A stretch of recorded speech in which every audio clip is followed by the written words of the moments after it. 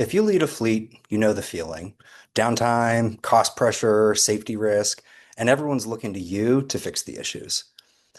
We'll break down in this session what strong fleet leadership looks like when it's working, clear maintenance standards, consistent coaching, and a structured approach to technician growth, like skills matrices and clear certification pathways.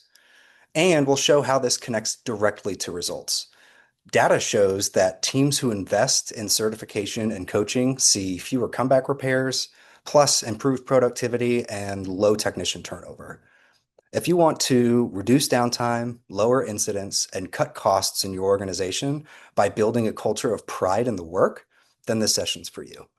You'll walk away with a practical, step-by-step playbook and a short list of maintenance KPIs to track so you can build excellence that shows up on every repair order.